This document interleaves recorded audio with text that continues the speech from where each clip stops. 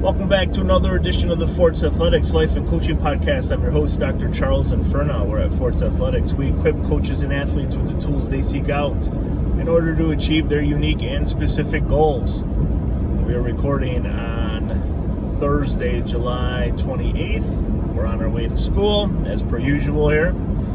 It's a nice sunny day, and last night, if you listened to the podcast episode before, last night was our first Coaches roundtable discussion. Really informal opportunity and way for 7 throwing coaches to get together and talk and share and discuss ideas and strategies and suggestions and tips and just those types of concepts.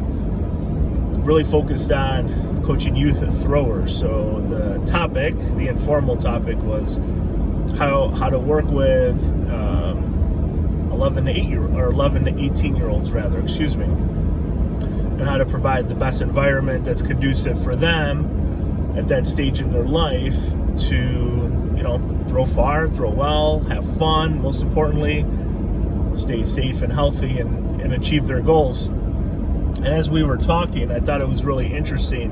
A common theme emerged from the initial introductions and our paths into coaching, where for a majority of the people on the call, they got into coaching because nobody else was going to coach the throwers, or nobody had experience with the throwers. So at that youth level, it was just out of necessity, which is interesting because it's of the coaches that were on the call, lots of experience, at least throwing themselves at the high school and collegiate level. Before,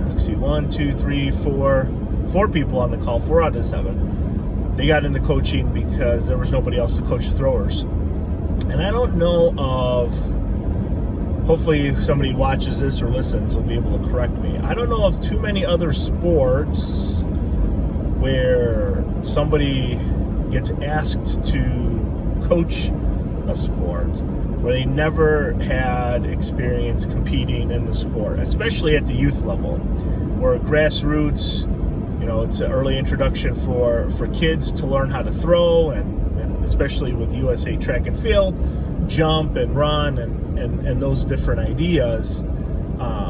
But off the top of my head, I don't know how many other coaches would be asked to do something where they might not be most equipped to do so. So I'll give you an example. I'm gonna be coaching my son's 8 and 9-year-old youth football team. So I'm one of the assistant coaches. There's a head coach, 5 assistants. So there's gonna be 6 of us for 30 kids, ages 8 and 9 years old. And before I can step on the field to help coach, I had to take online courses through USA Football. So basically, video introduction on how to tackle, safety protocols, hydration, heat, how to structure practices, just things that you would need to know with coaching football. And this is at the very, very, very grassroots level of working with 8 and 9-year-olds, where it's their first introduction to tackle football. And without that certificate, I wouldn't be able to step foot on the field and help volunteer coach, and it's to volunteer. Where other organizations, you don't need that, because I've gone through their certification process, or not even their certification process, the club process to start your own club, and you don't need to have that certification from the organization. So USA Track and Field, you have to be 18 years old, you pass the safe sport training, you participate in that, and then you want to start a track club, and there you go. Anybody can do that. So it's just interesting how things like go. I don't know if it's because the sport is different. Like football's maybe a little different than track, but like USA weightlifting, you have to go through level 1 cert before you can start your own organized club and do insurance and register and all that. And that's a two-day course, weekend course. You pass a test and you get a certificate and you're on your way. Same thing with USA football, USA track. You don't really need to be USA level 1 in order to get your certification or to be able to start your own club.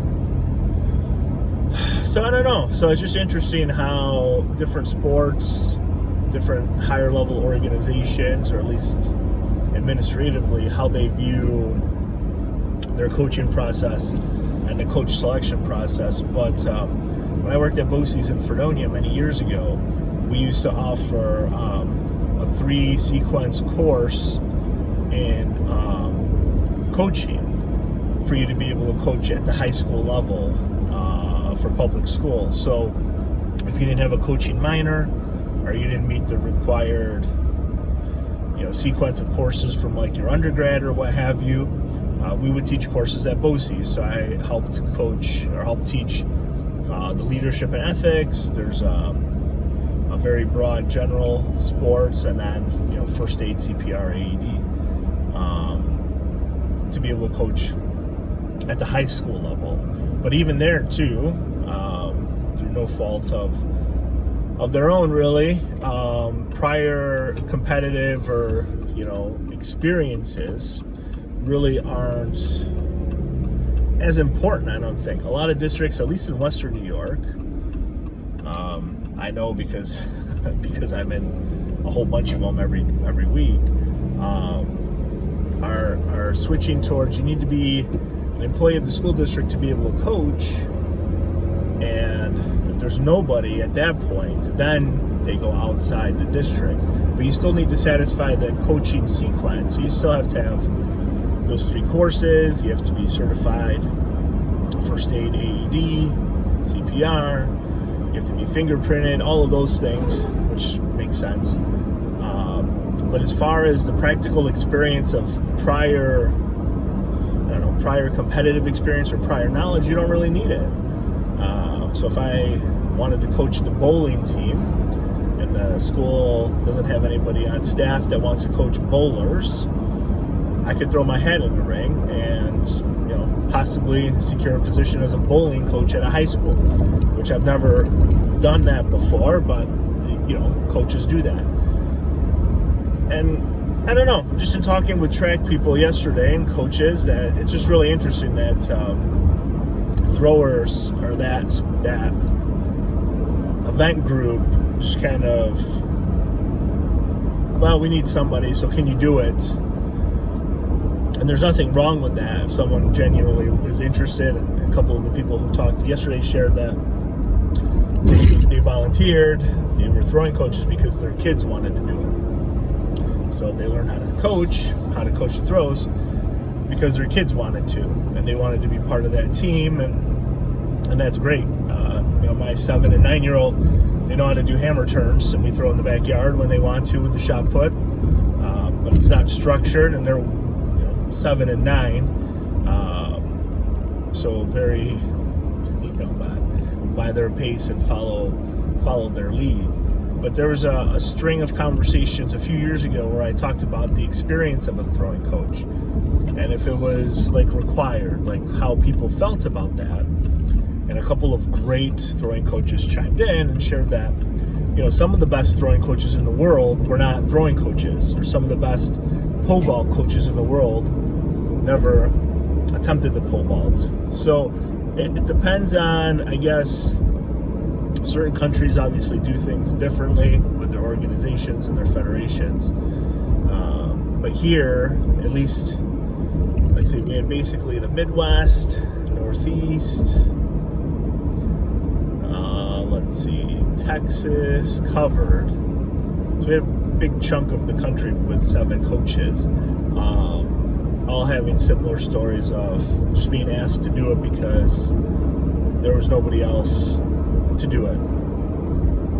And I know there's success stories of others in other sports. But I don't know, I just wanted some discourse for this morning. So if you see this either tonight or you listen to it tonight or tomorrow, what are your thoughts on that? Like, how do you feel about people volunteering, people being interested in coaching track, throwers specifically? I guess maybe it doesn't even have to be.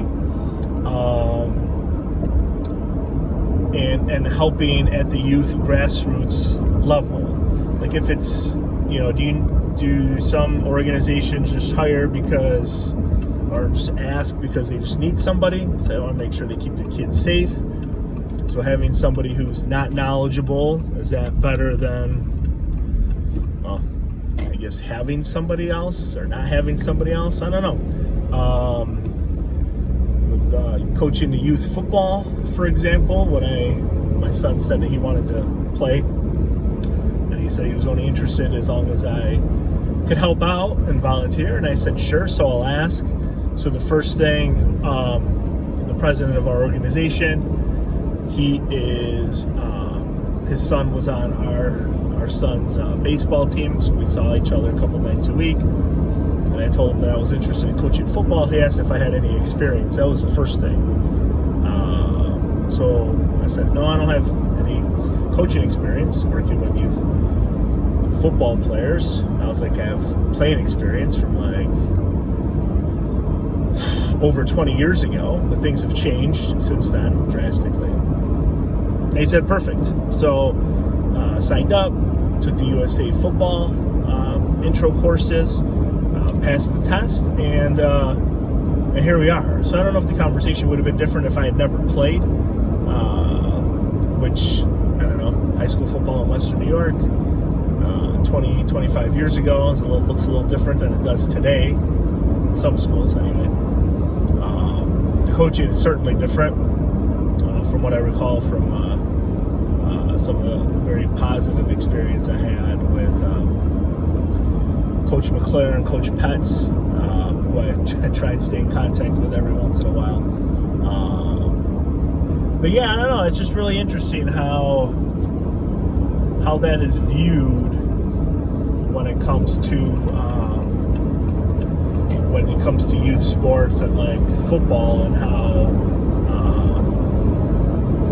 having that past experience, our club president felt more comfortable, I guess, with me having that experience than maybe not. But again, I don't know. So I know two of the assistant coaches, I don't think they have kids playing at this age level anymore. So that'll be cool to just meet new coaches who have been coaching youth football for a long time and kind of delving into that. It's always something that I've wanted to do, and I'm really excited about it. But I just think it's interesting, the dichotomy of coaching in certain sports and how people treat the coaching, how people treat the profession, how people treat coaching at the youth level, what expectations are, and I don't know, just having seen it from the track perspective, what makes maybe track a little different than another sport with regard to prior experiences, expectations, courses, and certifications. So let me know what you think about that. If it matters to you, if the coach, if they should have prior experience in the sport, if they should not have prior experience in the sport, if it makes a difference, does it make a difference with the age of the athletes? Yeah. So thanks for listening and watching to this episode of the Forts Athletics Life and Coaching Podcast. I'm your host, Dr. Charles Inferna, and have a great day.